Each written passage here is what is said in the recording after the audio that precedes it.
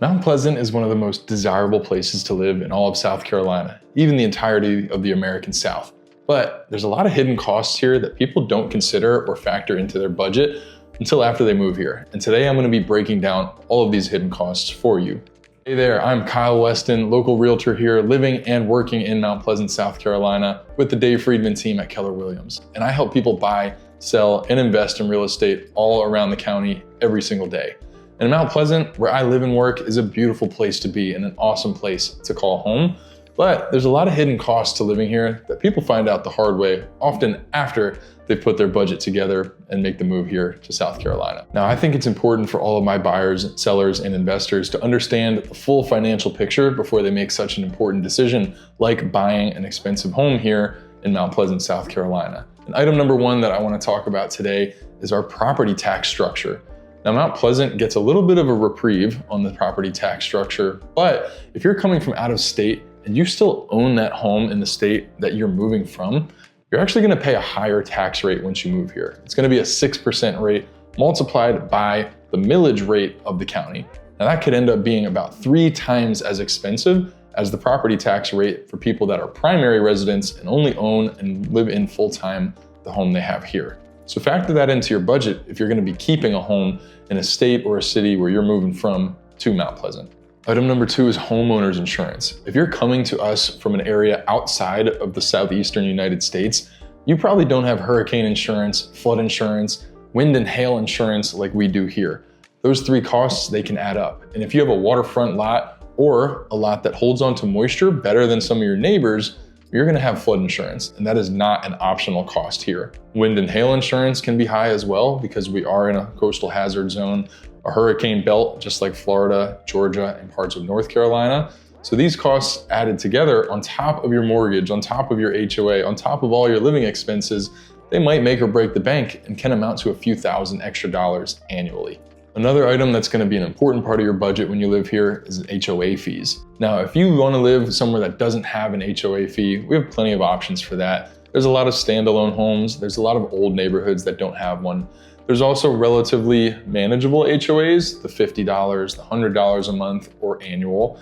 But then we have the more expensive ones. The pre-planned, the master planned, the new build neighborhoods, the beach towns, they all have HOAs. So you're gonna have to factor that into your budget. And some of those master plan communities like Dunes West, Park West, Carolina Park, for example, are made up of dozens of smaller neighborhoods that also belong to the larger neighborhood HOA. So that's 2 HOAs you gotta pay, whether that's monthly, semi-annual, or annual, depends on which one you pick. That is something to add into your budget. The highest one that I know of right now is gonna cost you over $25,000 for the year, or $1,600 plus per month. But most aren't that bad. I don't want to scare you too much. We can factor that into your budget when we're deciding on what price point to be searching in. We'll find that out together. Let's also talk about maintenance and upkeep. So we are coastal, we've talked about it. We have hazard insurance, flood insurance, hail, wind, that all adds up, in addition to the HOAs and all the other good stuff.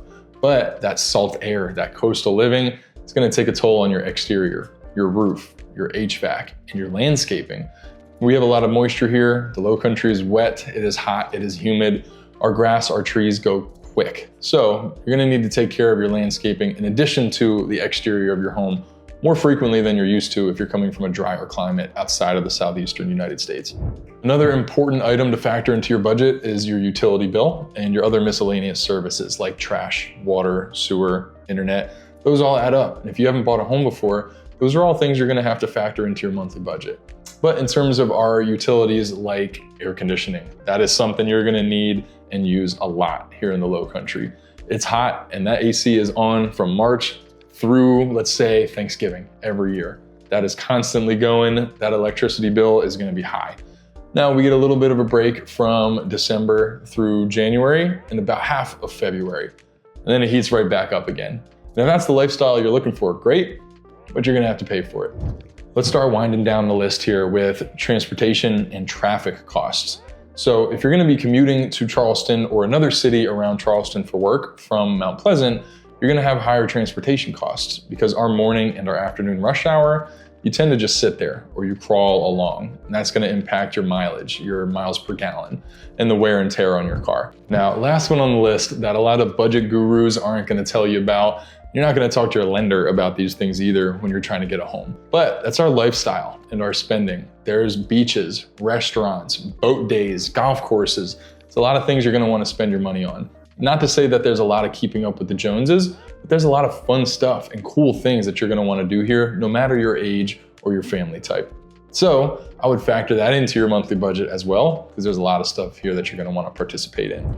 Hey, thanks for sticking around to the end of the video. If you're really thinking about making the move to Mount Pleasant, South Carolina, and you want help breaking down the true cost of homeownership in my town, give me a call, shoot me a text. Let's talk about it so that when you do find the right place to call home, we can tailor that to you and whatever lifestyle you wanna live, so there are no surprises once you move in and I hand you the keys on closing day. If you want more help on top of that, check below for my Charleston buyer guide. I made it myself in Canva, not by hand, but that's good enough. It's full of my headshot. It's got all the Charleston specifics that you're gonna need. And in addition to that, if you wanna book some time in my calendar, I have a booking link below. Besides that, like, comment, subscribe. You've heard it all before. I'll see you in the next video.